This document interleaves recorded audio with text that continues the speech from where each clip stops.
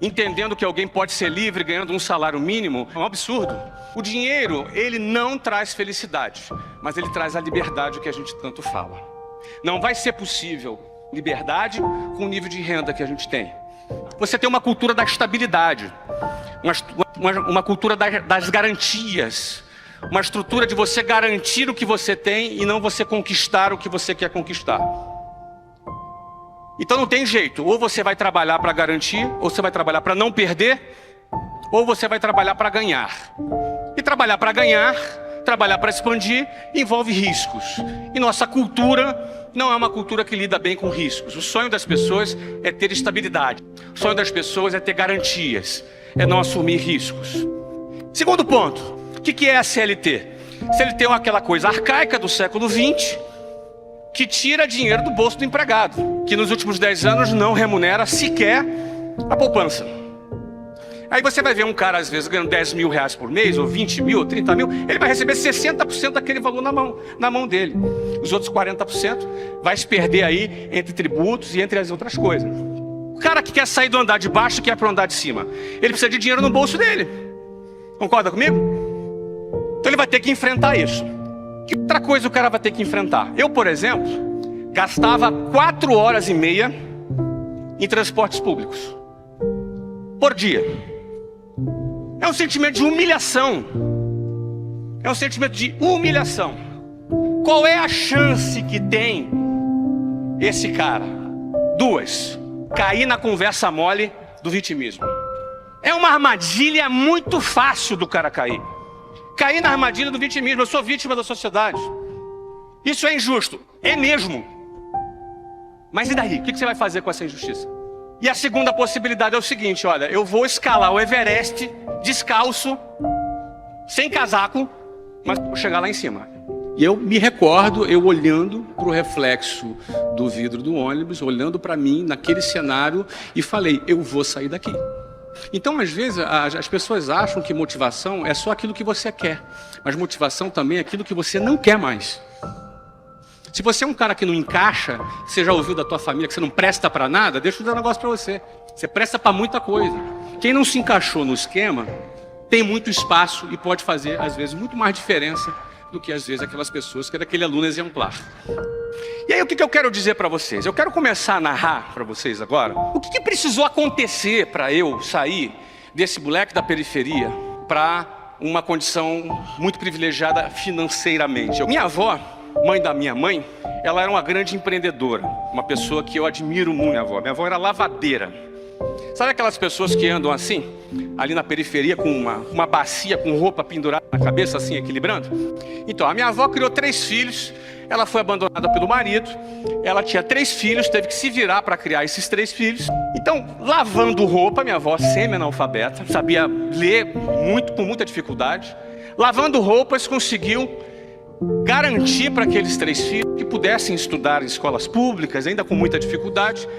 A minha mãe, ela fez aquele chamado normal, não sei se existe isso ainda hoje, que se formava professor, não deve nem existir mais, mas é aquele que se formava professora primária, depois ela conseguiu fazer pedagogia trabalhando, enfim, ela conseguiu ser professora da rede pública. Meu pai, filho de uma mãe solteira, que teve 5 casamentos, e no 5º casamento ela resolveu se livrar dele, ele atrapalhava a vida dela. Ele botou colégio interno, e ali foi criado meu pai. E ele passou ali aos 18 anos, o que faz o aluno de internato? Tem que ir embora. Ele ia embora para onde? Ele serviu o exército, entrou no exército brasileiro, foi soldado e conseguiu ali, como uma carreira de soldado, chegar a sargento e conseguiu ali ter um outro tipo de vida. Tanto meu pai quanto a minha mãe experimentaram mobilidade social. Minha mãe, porque estudou. Meu pai seguiu uma carreira de funcionário público dentro das Forças Armadas. Eu cresci na periferia do Rio de Janeiro. Alguém do Rio aqui? Eu sou lá da cidade maravilhosa. Infelizmente, de onde eu morava, não era muito maravilhosa. Não é? Ela tinha alguns efeitos sonoros, de metralhadora, né, de escopeta, tinha algumas coisas desse gênero. E dentro de mim, eu sempre tive a vontade de evoluir e de crescer. A primeira coisa que aconteceu, eu falei, meu pai é sargento, eu vou para as Forças Armadas. Então eu fui das Forças Armadas. Quando eu entrei no Colégio Naval, eu já estaria experimentando uma mobilidade social muito grande. Porque estaria garantido para mim, por aquele concurso público, que eu seria um oficial da Marinha.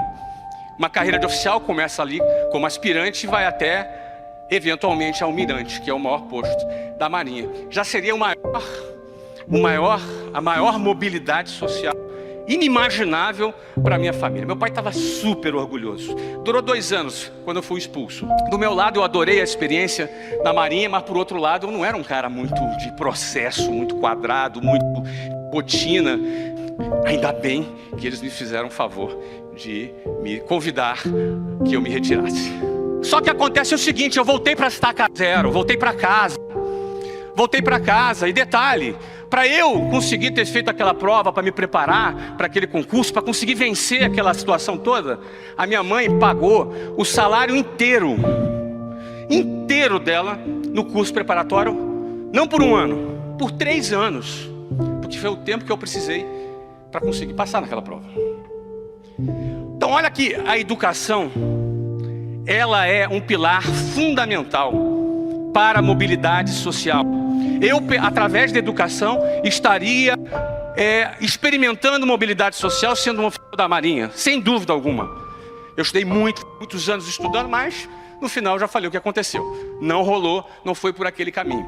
Saí, fiz as provas para as faculdades, tinha estudado muito, passei para as faculdades lá, todas as faculdades públicas, afinal era a minha única alternativa, com tranquilidade. Mas aí entrou uma coisa diferente na minha vida, que foi o empreendedorismo. Eu penso que há 2 pilares para a mobilidade social. A educação. E a segunda é o empreendedorismo. Se não fosse empreendedorismo, eu não estaria aqui falando com vocês agora. Não é? O empreendedorismo, ele realmente transforma. Eu aprendi, eu trafeguei por isso. Eu me tornei ali um atleta emocional para vencer toda essa situação. Cresci, criei uma empresa no Brasil, que hoje tem 420 escritórios do Brasil, tem um clube de futebol nos Estados Unidos. Eu descobri que eu não era vítima do sistema, não era vítima porque eu estudei em escola pública ou porque era da periferia. Eu descobri porque eu poderia fazer diferença, eu descobri que eu poderia lutar por algo. Eu descobri que eu poderia ser 20 mil em 25 mil, mas eu poderia virar o jogo. Vale a pena me dedicar como eu me dediquei. Quero encorajar você a ter sonhos maiores, a acreditar, e a lutar, e a buscar, e esperar de Deus só aquilo que Ele não pode fazer. Para de cobrar Deus das coisas. Para de achar que Ele vai fazer aquilo que só você pode fazer. Dinheiro Ele compra a cama, mas Ele não compra o sono. Ele compra um bom plano de saúde, mas Ele não compra a tua saída do hospital. Compra uma linda aliança, mas Ele não compra o amor. O dinheiro, ele não traz felicidade, mas ele traz a liberdade que a gente tanto fala.